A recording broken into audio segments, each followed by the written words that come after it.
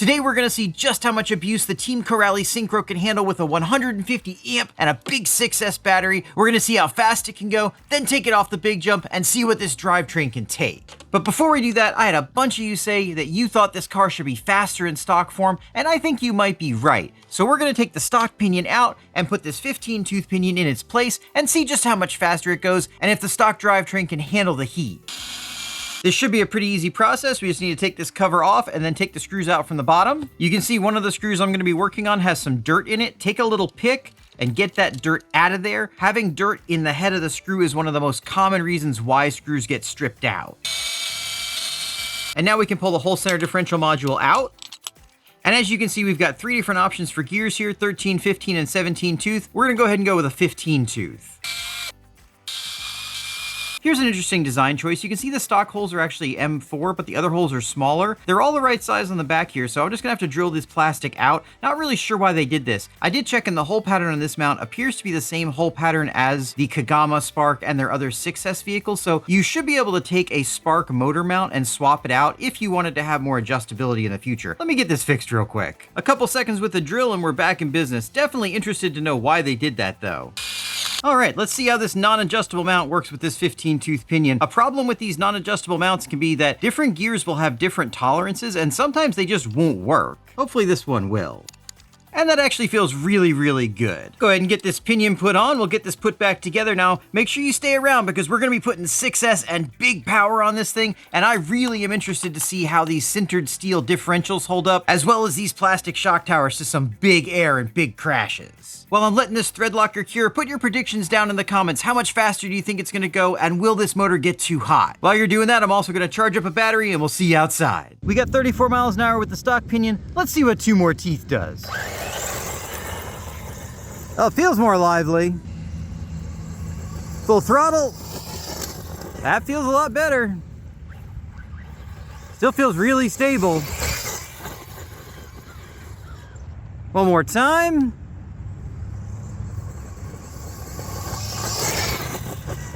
All right, let's check it out. 40 miles an hour, that is quite the improvement, and I think this thing's got more to go. Those 2 teeth really woke this thing up, and an extra 6 miles an hour is really nice. After several high-speed passes, I checked the temperature on this motor, and it was still nice and cool. I suspect you could go up another 2 teeth, get another 6 miles an hour for 46 miles an hour top speed, and still not even have to add a fan to this motor. It really makes me wonder why they have a 13-tooth pinion on here to begin with. After that test, I think a bigger pinion is basically a mandatory upgrade on this. What probably isn't a mandatory upgrade, but something I really want to try, is putting 6S in this. I really want to know how the drivetrain handles it.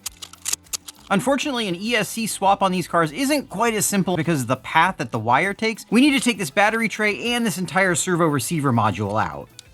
If you like upgrade videos, you're going to want to get subscribed because we're going to be doing a big Kagama upgrade video very, very soon, putting just about every upgrade you can on it, and I'm really excited to see how that turns out. It is technically possible to do the swap without taking this out, but it really is difficult. I recommend just going ahead and pulling it. And then all the wiring runs underneath this battery tray, so we want to pull that too. This ESC is held in with 2 screws on the bottom, and then the switch just slides out of its holder. And then we can just unthread the wiring from underneath the battery tray and pull it out of the receiver box. Now you'll notice that this receiver wire is extra long. Most new receivers aren't going to have a wire that long, so you might need to use a servo wire extension. They're pretty cheap on Amazon, and they're great to have around anyway. Unfortunately, this ESC mount is specifically designed for the Syncro, and this isn't quite gonna fit, so I'm gonna trim this switch housing off. Alternatively, you could just get a battery tray for one of the 6S models. They have a different design for this piece that would fit this properly.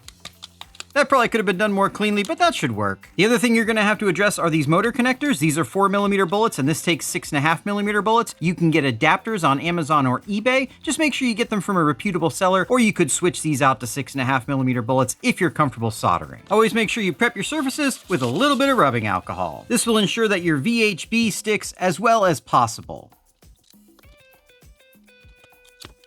There we go, and for maximum adhesion, you're gonna wanna let that sit overnight. And then we'll just route the wire where it needs to go. If you orient this 8BL150 ESC in this direction, you will have just barely enough cable to get into the receiver box. And we feed it in with the other one. and then secure the receiver box back down. I'm gonna do that, get this wiring tidied up, and then maybe we'll put a fan on this motor. Unfortunately, I don't have a fan mount for this on hand, but that's okay. We'll just go to Thingiverse, download the file, put it in the slicer, send it to the printer, grab it, and there we go. Normally, I'd recommend having a grill over your fan to protect it from debris, but this is a fairly temporary setup, so we're gonna skip that for now. All right, guys, she's ready to go. Let's cram a 6S battery in here and see what it can do. All right, 150 amp 6S 15 tooth pinion. Let's see what she can do.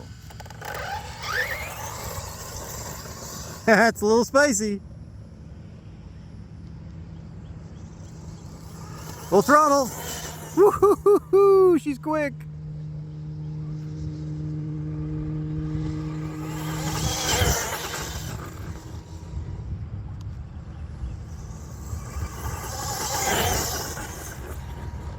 I think that was top speed. Let's bring it in and take a look.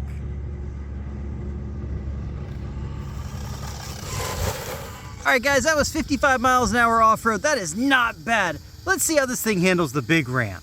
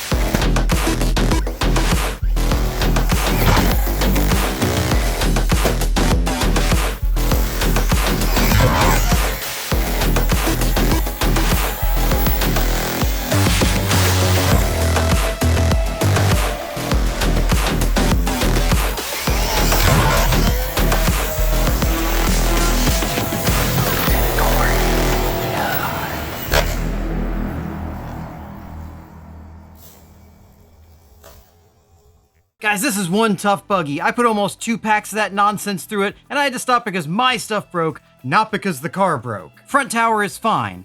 Rear tower and wing mount are fine. Wing is fine. Motor and motor mount are fine. Chassis is slightly bent, but still fine. And this poor car took some pretty serious hits. Overall, I'm very impressed with the drivetrain. It handles well, it's a lot of fun, and it's a pretty cool car. That being said, should you put 6S in yours? No. This chassis is not designed for 6S, and it handles 4S really, really well, even if you go up a couple of teeth on the pinion gear. I put a 15 tooth gear on there. I think you could go up to 17 teeth, especially if you put a fan on it like I did, without any trouble whatsoever, and you should be hitting that 45, 46 mile an hour range off-road, which is plenty for a buggy like this. If you want to go 6S, I recommend getting the ESC out of the Spark. It'll fit better than this ESC does. Honestly though, if you want to go 6S, just buy the Spark. It's not that much more money, and you get quite a few extra features for that extra money. I'd love to hear from you down in the comments. Let me know what you think about this thing on 6S. Are you interested in getting one, putting a bigger pinion on it, and running it on 4S? Let me know, get subscribed, then check out one of these videos.